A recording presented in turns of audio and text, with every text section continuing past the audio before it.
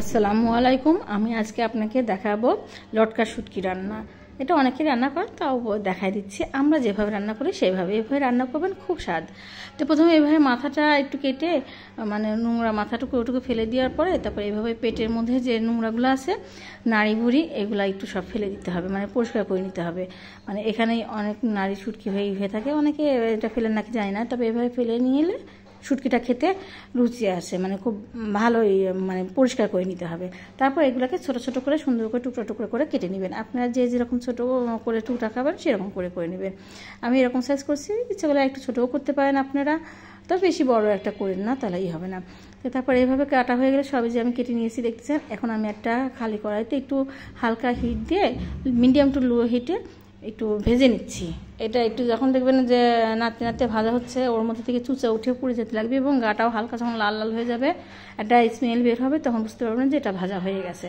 তখন এটা যখন ভাজা হয়ে যাবে, তখন এর মধ্যে গরম পানি একটি পানির মধ্যে দেন, বা পানি এর মধ্যেই দিয়ে দেন, দিয়ে দিলেও হয়ে যাবে। এটা গরম থাকা অবস্থায় দিয়ে দিবেন, তাহলে আপনার ওই আঁশটের যে গায়ে যে শুটকি মাছের হালকা চুচা থাকে সেগুলো সুন্দর উঠে যায়। এভাবে নেড়ে চেড়ে নিয়ে আপনি ঢেলে নিয়ে তারপরে আবার একটু ঠান্ডা হওয়ার পরে, কারণ গরম এখন পানিটা গরম থাকে, গরমে হাত দিবেন না, একটু পরে ঠান্ডা হওয়ার পরে আপনারা কষলে ধুবেন। এই দেখেন উপরে কত চুচা ভাজা হয়ে গেছিলো সেগুলা, এবং এমনিতেও অনেক কিছু ভাজতেছি। এখন সব সুন্দর করে কষলে এভাবে ধুবেন, ধুলে সুন্দর দেখবেন চুচা উঠে যাবে। যখন আর চুচা আর বের হবে না, তখন ধোয়া হয়ে গেছে। তারপরে এরপর যে আমি কড়াইতে দিয়েছি তেল, 3 টেবিল চামচ তেল দিয়ে দিচ্ছি আমি। আপনার ইচ্ছে করলে তেল একটু বেশিও দিবেন, শুটকি মাছের তেল একটু বেশি হলেই ভালো হয়, বা একটু অনেকে কম খান তেল, তারা কম দিবেন। তারপরে মরিচ, একটু শুটকি মাছ আবার একটু ঝাল বেশি দেওয়া লাগে, না হলে শুটকি মাছটা বেশি একটা স্বাদ লাগে না। আর সাথে যেহেতু বেগুন যায়, তাই একটু ঝালটা চড়া হলে একটু বেশি স্বাদ লাগে শুটকি মাছটা।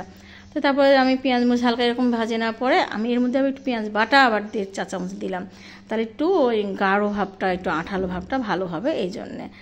তো এটা কষানোর পরে আমি এর মধ্যে দিলাম রসুন বাটা 1 চা চামচ। তারপর একটু নেড়ে চেড়ে আমি আবার রসুন বাটা একটু নেড়ে নিই, তাহলে গুঁড়ো গন্ধটা চলে যায়। তারপরে আদা বাটা 1 চা চামচ, তারপর জিরা বাটা 1 চা চামচের আর একটু বেশি, কারণ জিরা বাটাটা একটু বেশি দিলে একটু ভালো লাগে। তারপর এটা একটু সুন্দর করে কষিয়ে নিতে হবে, কষিয়ে রান্না যখন একটু হয়ে যাবে, তারপরে এর মধ্যে দিব আমি অল্প হলুদ 1 চা চামচ, আর মরিচি গুঁড়া 1 চা চামচ দিয়ে এটা আবার ফাইন করে সুন্দর করে কষিয়ে নিতে হবে। একটু পানি দিয়ে এত সুন্দর করে কষিয়ে নেবেন যেন মশলাটা সুন্দরভাবে কষে যায়। মশলাটা কষানোর উপরেই শুটকি মাছটা বেশি স্বাদ হয়ে যায়। আর তারপর যখন এই দেখেন তেল ছেড়ে যাচ্ছে, এই পর্যায়ে আমি একটু লবণ দিয়ে দিলাম, দিয়ে আবার একটু কষিয়ে নিয়ে তারপরে এর মধ্যে আমি দিয়ে দিব ওই কেটে রাখা বেগুন আর আলু।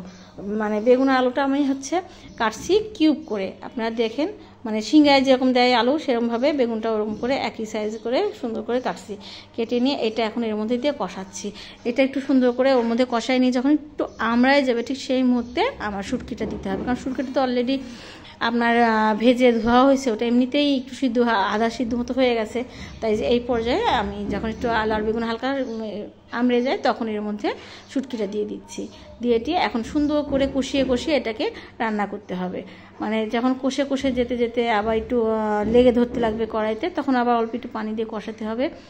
এইভাবে কষিয়ে তারপর শেষে আপনারা মনে করেন যে একটু সিদ্ধ হওয়ার মতন পানি দিতে হবে। মানে কষানোটা যত ভালো হবে তত মানে আলু বেগুনের সঙ্গে শুটকির ঘ্রাণটাও লেগে যাবে এবং খুব সুন্দর স্মেল আসবে এবং ভালো হবে। এভাবে আপনারা নেড়ে চেড়ে নিয়ে কষিয়ে নিয়ে এটাকে রান্না করবেন। মানে শুটকি মাছটা যত কষিয়ে রান্না করা যায় তত স্বাদ হয়। আর এই যে শেষে আমি এই পানিটা দিচ্ছি, এটা একটু সিদ্ধ হওয়ার জন্য, কারণ শুটকি মাছটা তো আর বেশি পানি থাকা যাবে না, ওটা তো গামাখা হতে হবে, তাই একটু পরিমাণ মতো সিদ্ধ হওয়ার মতন করে পানি দিলেই হবে। তো এই দেখেন এই পর্যায়ে আমার যে পানি শুকায় যাচ্ছে, এইভাবে কষিয়ে মানে নেড়ে চেড়ে রান্না করতে হবে, তাহলে খুব সুন্দর হয়। দেখেন আমার একদম পানি শুকায় গেছে এবং তেল ছেড়ে দিছে, এই পর্যায়ে আমার শুটকি মাছটা রান্না হয়ে গেছে। তো এইভাবে আপনারা খাবেন।